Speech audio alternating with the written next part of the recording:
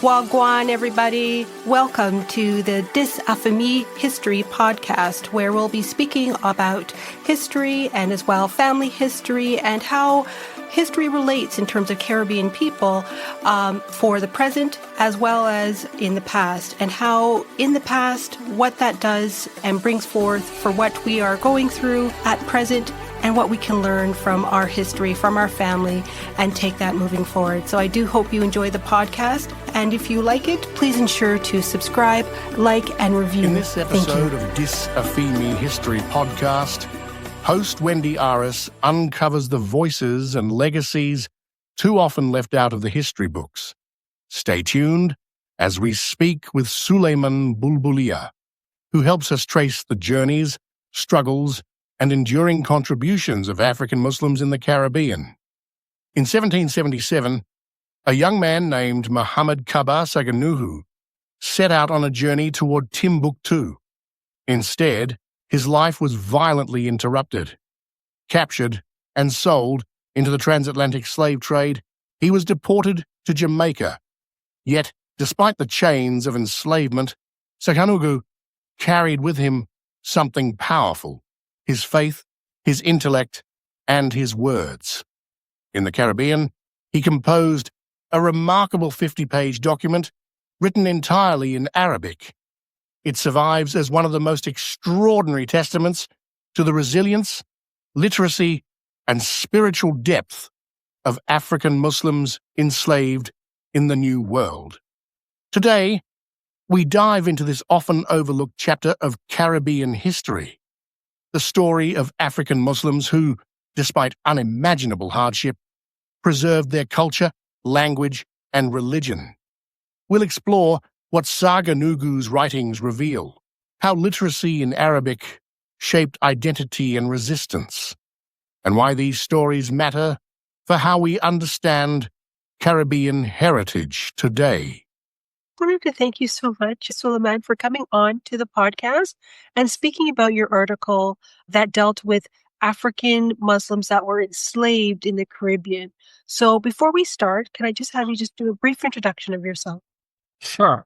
So I'm Suleiman Bulbulia. I'm from the island of Barbados. I was born, I grew up here, did my education here at the University of the West Indies, Gayville campus, degree in management. I've lived most of my life on the island. I've spent some time overseas in Trinidad and in Saudi Arabia, where I did the Arabic language. But most of my life I've been in Barbados, working, studying, growing up. So yeah, that's from here. My dad is from India. He came in the 50s. My mom was actually born in Barbados of both Indian and Barbadian heritage. So her dad is from India, but my grandmother from my mother's side is actually from the countryside of Barbados. She is a Barbadian of African descent. And yeah, so I have a good mixed history. Yes, no, we all do, and that's great that you can talk about it. And so we're going to go on that theme. So your maternal ancestry includes African lineage, as you indicated. How Yes. has this personal connection shaped your interest in uncovering the histories of African Muslims in the Caribbean? Well, it has certainly helped me in telling the story, because I think the story is going to be important to be told of our Muslim heritage among the enslaved, and it's not been told too much. Most persons in Barbados and generally in the Caribbean, they tend to associate Islam and Muslims with recent persons coming in the 20th century. In some of the islands, it will be among the indentured servants after the emancipation. In islands like Barbados, it's more migrants, so they tend to associate Islam and Muslims with migrants. What happened is that they tend even to associate Islam as an Indian religion. That was back in the 70s, early 80s. A lot of that has changed now. They see Islam as a global religion, but not understanding that among the enslaved were Muslim. That is what the story that needs to be told. And so my ancestry helps me in that I want to uncover it for myself as well. My great grandmother would have been of African descent, and maybe her mother or grandmother came from Africa. Are they Muslim? Possible. So I want to uncover that history as well for myself personally, but also for widest narrative of were they Muslims among the enslaved coming to Barbados? No, definitely, because once you start opening up that box, it's like you can't stop and just want to keep digging and digging. Now, did you find that tracing your family roots provides some unique insights into broader historical narratives? So that's still a work in progress because interestingly enough, when I did some research, so my great grandmother would have been of Barbadian African descent, but my great grandfather was actually from either Ireland or Scottish. So that's kind of because we did have persons from Ireland and Scotland coming to Barbados as poor whites, working also on the plantation. So it's even more mixed than I thought. So yeah, I need to do some more digging and some more searching to get to that. Yes. Yes, no, absolutely. And just for the listeners unfamiliar with this history, could you just explain how African Muslims came to be enslaved in the Caribbean? So, as you know, the enslavement of Africans or from in the mid-Atlantic slave trade starting in the 1500s, 1600s, primarily focused on Western Africa and going into a bit of Central and some into South as well. Most of that area in Western Africa had a predominant Muslim faith and culture. Senegal, Gambia, those countries. Ghana had a mix. Nigeria also had a mix, but predominantly Muslim. So among the areas that the enslaved were taken by the European enslavers, well, in the Middle East, were had predominant Muslim areas. So it is estimated that around 30% of the millions that were taken as enslaved were Muslim, about 30%, mostly going to America and some to the Caribbean. Many went to Brazil as well. There's many stories out of Brazil of the enslaved. In Haiti, for example, those in the Haitian Revolution higher were Muslim of Muslim background from Africa. So you had a mix. You had a mix of persons being captured and taken as enslaved, but as slaves, but among them would have been the Muslim because Islam was in that part of the world and was very predominant in that part of the world. Islam first entered into Africa in the 7th century, into Ethiopia. And then as Islam spread, it came from the north in down into the south, middle part of Africa and down into the south. As we know, about 75% of Africa today is Muslim. And so in that western area of the Gambia, Ghana, those areas, you find that Muslims are also predominant. Yeah, no, definitely. It's just, as I said, just very fascinating just to know. And then what made, I guess, their experiences, the African Muslims, more distinct compared to other African groups that were brought over across the Atlantic? So what research has shown coming out now of out of America and some islands in the Caribbean, I'm personally beginning to do my research for Barbados, even out of Brazil as well. You find that most of those Muslims enslaved attempted to keep their faith. So in some way or the other, it was difficult because it was not allowed. Practicing your faith was not allowed, and they actually changed your names and all of that. They try to wipe out your culture and your history and your faith. But you see that coming through glimpses of writings from various people praying. For example, there would be accounts from slave owners of the enslaved praying 5 times a day. There are accounts of persons attempting to fast when they figured that it was a month of fasting. The language that they spoke was Arabic. So Arabic was they had the African languages, the mother tongues, but Arabic seems to have been that unifying language among the Muslims of that part of Africa because they would have learned Arabic as for the purpose of faith, but also as a language. And so the Arabic tended to unify Muslims, African enslaved. And so speaking the Arabic language is one of those indicators that you found that they kept up. The names were changed, so you find that you had now to go back to records and when we were doing our research as to if there was an original name there or where did they come from, where did that person originate from, to see if that town or that village or that space or that region was Muslim. But you see elements of it coming up, language being one, names another, praying another indication of that. Yeah, no, definitely. And of course, this leads us on to Muhammad Kaba, who was captured in 1777 on his way to Timbuktu and then deported to Jamaica. Yeah. Now, he left behind a 50-page document in Arabic. Could you share more about, this remarkable text and what it reveals about life and faith? So what we have learned from findings like this and others is that what we've been told by the Europeans is that they were taking persons who had no knowledge, no education, no culture, barbaric people. These are things that we have to really destroy that information or misinformation that we're given. Persons that were enslaved by the Europeans were persons of knowledge, learning. They were kings, they were princes, they were educators, they were mathematicians, they were different, they were scholars. And so Muhammad Kaba was one of those. He was studying the faith. He was one of the scholars of the faith when he was captured. As you said, on the way to Timbuktu. Timbuktu had one of the most famous universities in that time. Many persons came from many parts of the world to study in Timbuktu because they were scholars and much information was there and it was learning there. And so he was a knowledgeable person. He knew Arabic language. He was a scholar, captured, brought to Jamaica, and he maintained his faith as much as we could read about it, maintain his faith, even though the name was changed and he at times would be in a church and so on later on in his life. But this was common because they would hide their faith because it was not allowed. And so you found that persons may adopt certain principles in the Christian faith, but were already Muslim by nature because they kept their faith secret, not wanting to find out. So the document, the 50-page document that he wrote in Arabic, it's said to be a treatise on Islamic laws and teachings of prayer and fasting and how to maintain yourself as a Muslim and what are the rules of prayer and so on. So that 50-page document is available. I think I read recently it's in Oxford. I'm not sure if that's still there, but it's an interesting piece of document that he wrote in Arabic, 50 pages, and it's about Islamic law and jurisprudence as it relates to prayer and so on. There is in his story also where when they had an uprising, there was another document that was being circulated in Arabic. It is said that perhaps might have come from Africa as a reminder that the Muslims should keep their faith against all odds. And that was being going around. But the story goes is that Muhammad Kaba's wife destroyed that document in fear that the authorities might find it during the uprising. So that needs some more research. But you have in the States, Omar Said writing his whole autobiography in Arabic. He was given freedom, Prince Among Slaves.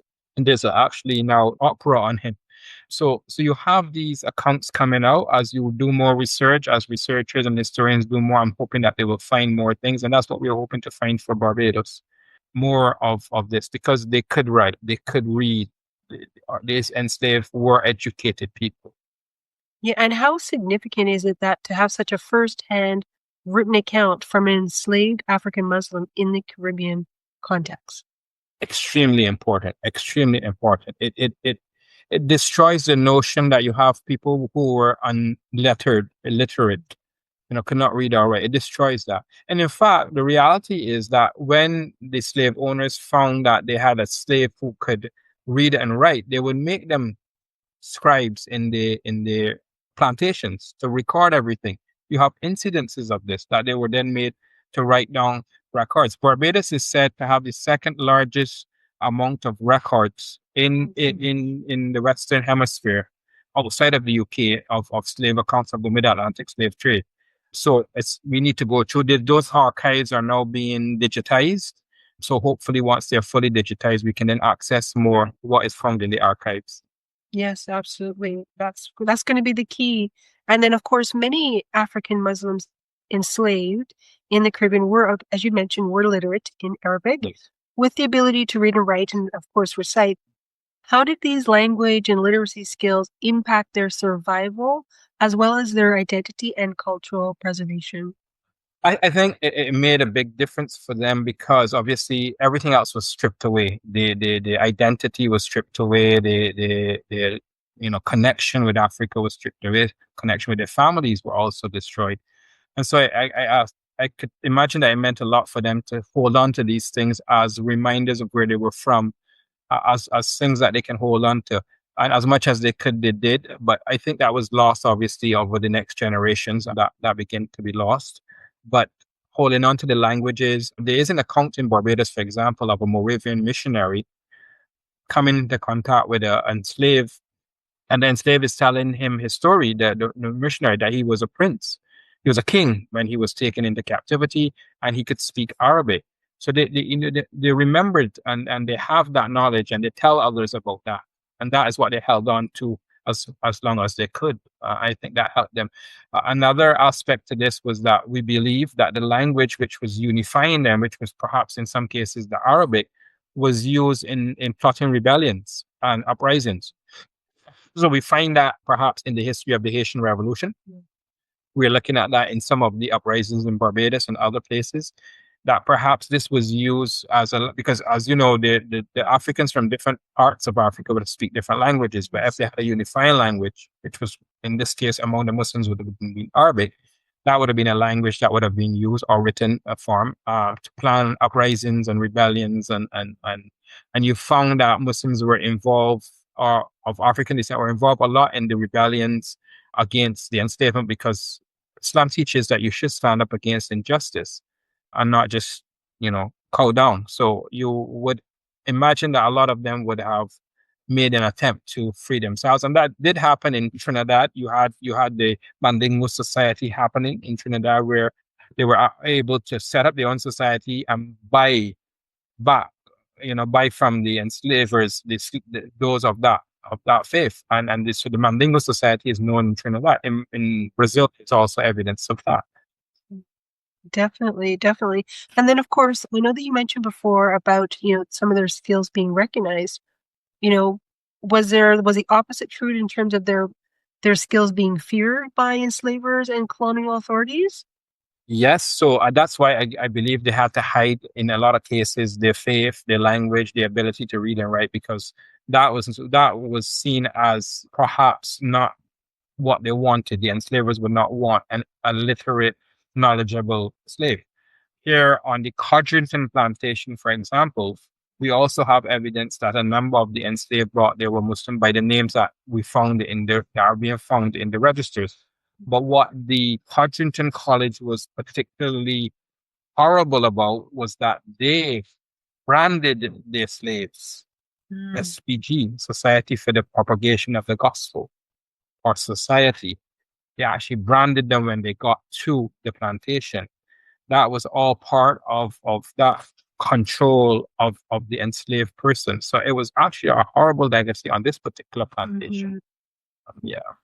Yeah, definitely. And then I guess in what ways did, I guess, the African Muslim manage to practice or adapt their faith under enslavement in the Caribbean? I know you mentioned one of it being, kept quiet. Was there anything else? Well, Sylviana Diouf in her book did a lot of work on this, and she's given some incidences where they did actually were able to practice some aspects of the faith, fasting, for example, giving charity in some cases. And so there is now, as we begin to unpack our history, find examples of where they were still able to do some practicing, but we also have examples where they couldn't, where it was just totally forbidden and they had to hide and do. So it requires, I think the research needs to be continued.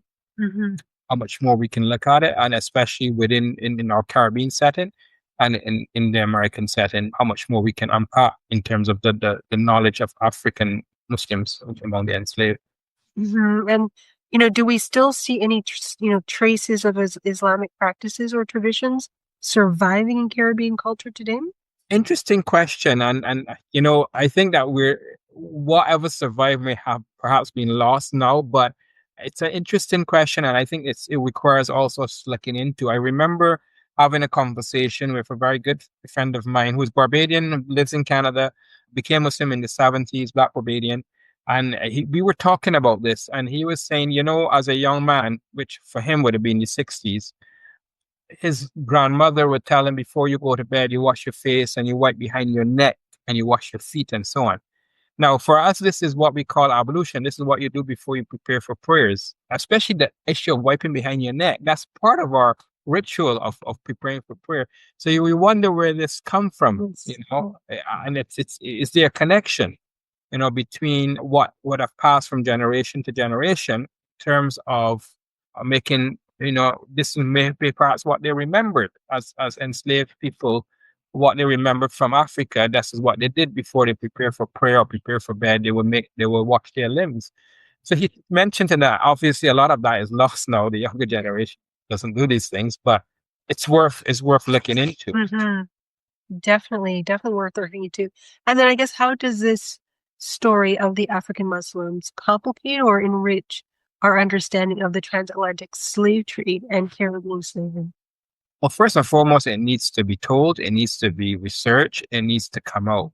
And I think that work has been done over years. I mean, if you remember the documentary Roots by Alex Haley, you remember that when he goes back to his original ancestor that was brought from Africa, Kunta Kinte, he's a Muslim, and so that goes back to the 80s, right? 70s, 80s. We need to continue that conversation, continue that research, because I think it's important that we in our generation in this 21st century understood that among those who came from Africa were Muslim, they were knowledgeable, they were literate, and among with other Africans who came who may not be Muslim, but they were also knowledgeable and literate and educated people. They were not, as the Europeans always want to tell us, barbaric people, and they had to enslave them and make them whatever. We have to tell our story, because that helps in our psyche, that helps in our psychology, that helps in our nature. We are a people who are proud people, people of knowledge, people of wisdom, people of learning. And we faced the greatest and most horrific form of enslavement the world has ever seen. And how do we begin now to cast aside those legacy of that trauma that remains today? Because that trauma remains. It's passed from one generation to the next generation. Some people don't want to talk about this. Some people want us not to talk about it. Even in our country, you have those who don't want to talk about it. They say, no, we have to move on. But to move on, we have to talk about the past. We have to talk about the injustices of the past, and we have to talk about reparations for the past. Because reparations is a very important conversation that needs to be had. Because no one was given reparations on emancipation. They were just said, you're free. The chains are lifted. But you were in the same position, really. Economically, you were at the bottom of the ladder. And the reality is that the slave masters was given reparations for emancipation. They were given money for each slave that was emancipated. So these conversations need to be had. The reparations movement is growing, and we need to support it. Among that conversation is African Muslims. And we as Muslim community have to embrace that regardless of where we're from. We don't have to be from Africa to embrace this conversation of among the enslaved were Africans, were Muslims. One enslaved were Muslims. And how do we, as a community as a whole, start to have that conversation about that as well?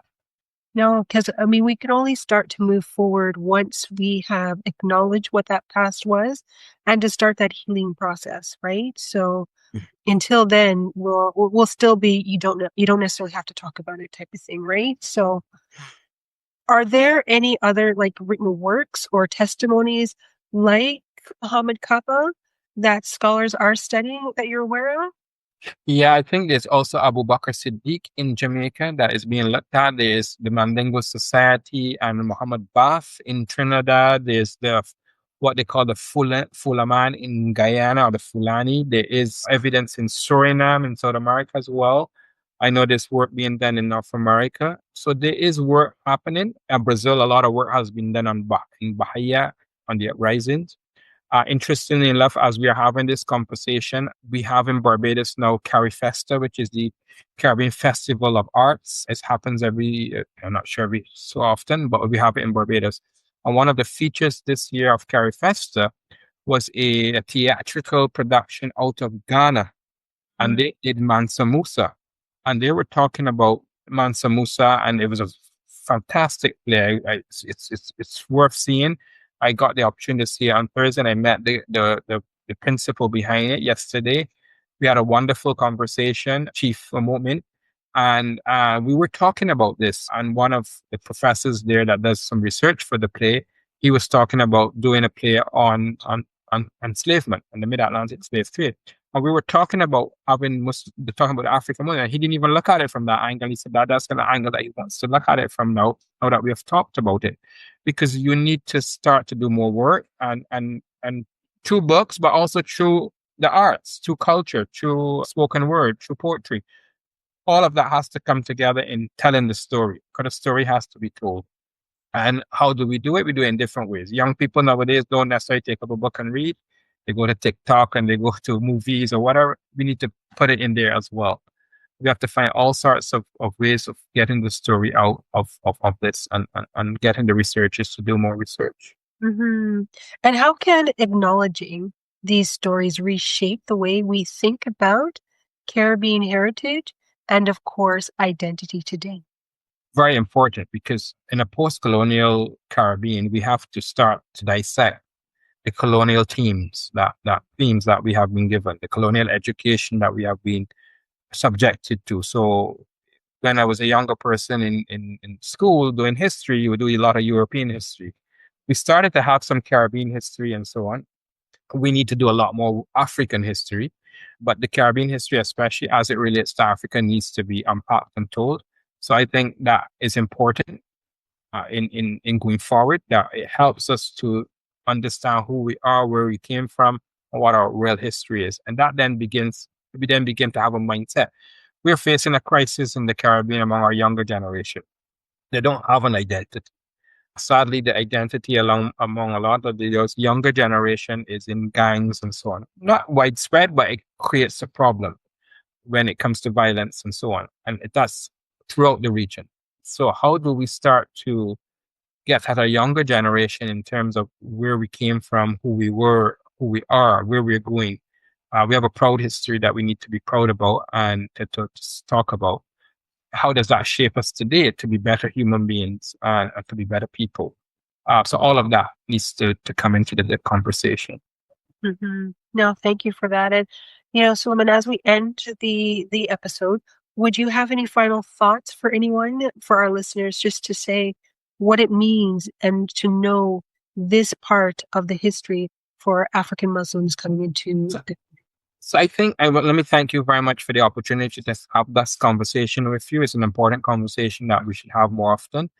And I think that the topic or the subject is not only relevant to Muslims, but to everyone, because I think that as we live in a world that is becoming closer through technology, and we live in a world where there's a lot of diversity, but where you also find people who are opposed to diversity. It's how do we navigate this world where there's polarization taking place, yet we are bringing the world closer together by technology? So how do we navigate? So the conversations among the enslaved were Muslims, were different people of different backgrounds and races, not races, but different faith beliefs and cultures. How do we start to talk about that and bring that into the 21st century? Because we want to build a world where we're building bridges and not building walls. And sadly, there are those who are intent on building walls. So we have to now be intent on building bridges to break down those walls. And it's going to be important that we keep the conversations going. As I said, it's not only about talking about Africa. That's important to me because I'm a Muslim. But the subject is it's a wider subject. It's wider. It's part of a wider conversation that there is diversity. There has always been diversity. It was not one set of people that were taken from Africa. It was different sets of people, all stuffed into a ship and brought here. What did that mean? How did they get along? How did they live together? And yes, there are hard parts of this conversation, because we know that in Africa, there were those who were responsible for also selling their ancestors to the Europeans. That's part of the conversation. That's the hard part of the conversation. That has to enter into conversation as well. So it's important that we have it. Yes, I agree that we have it, and we continue to have it, no matter the uncomfortableness of it. Again, it's part of our whole moving forward, and we can't do that until we reconcile some things first. So, but Suleiman, I do want to thank you so much for coming on, giving your time, speaking to this. This is greatly appreciated. Thank you so much. Wow. Hoped you enjoyed this episode, and if you did, please make sure to like, follow, subscribe, and write a review for the episode wherever you listen to your podcast. Thank you.